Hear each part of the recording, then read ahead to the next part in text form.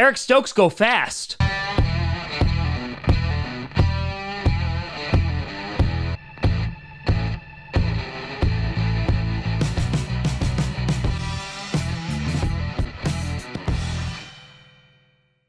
Grossi Posse Packer Nation, welcome to another episode of Packcast, the podcast where you don't have to be a Packers fan, but it sure does help. I'm your host, Tom. It's 1:34 a.m. on the East Coast, and I'm doing draft videos. Grossi, and today we are going to break down the Packers' 29th overall pick, and that is Eric Stokes, the CB from Georgia.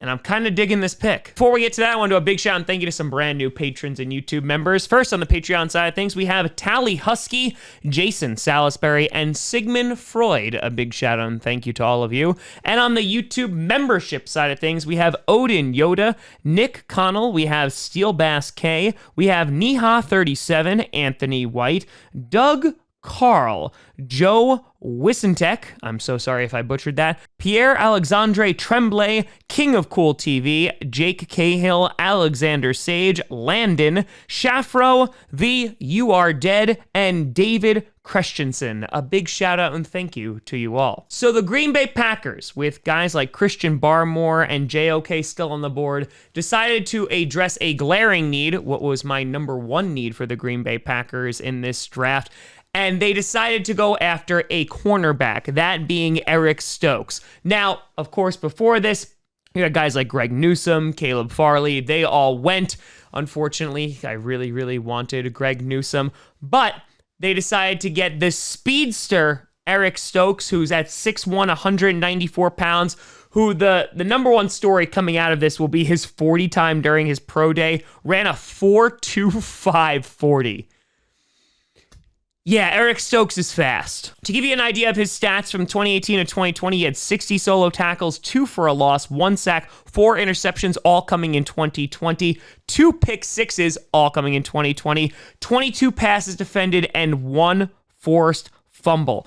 Yeah, and it doesn't stop just there. In 2020, he allowed a total of 145 yards and 1 touchdown. And just to give you an idea of some of the competition he played against, he's played against Devonta Smith, Jalen Waddle, Jamar Chase, Justin Jefferson, Henry Ruggs also goes fast.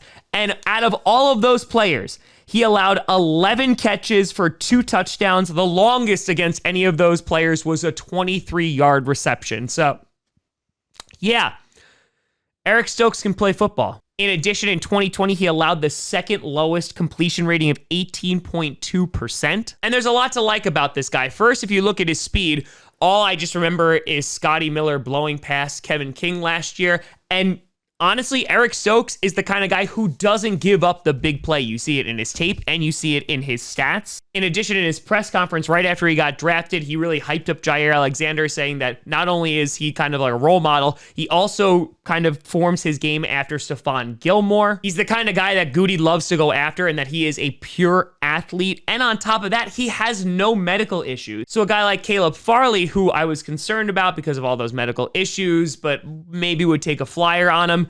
Yeah, there's no issues here with Eric Stokes. He's got a clean bill of health, and that's honestly something you don't see a whole lot of. And while I think that there were other guys on the board the Packers could have targeted, this also marks the first time that Goody has not traded up in the first round. They kind of just let the board come to them, and they decided to go and address a corner need in getting Eric Stokes, which again, I don't hate the pick at all. I think he's going to be able to contribute. Goody was talking about in his press conference that he thinks he's going to be able to. He's going to be able to learn behind guys like Jair Alexander and hell, even Josh Jackson or even Kevin King because they're veterans. This gives Joe Barry another solid lockdown guy in the secondary. And while there's plenty of draft left to go, I love this pick just because not only does it immediately fulfill a need, but two, you get a monster athlete here. And I remember when we drafted Jair Alexander, the first thing that stood out was his speed.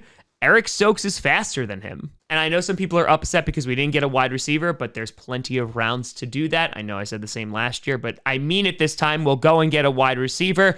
I had guys like Ian Rappaport tweeting out of like, oh, this doesn't help Aaron Rodgers.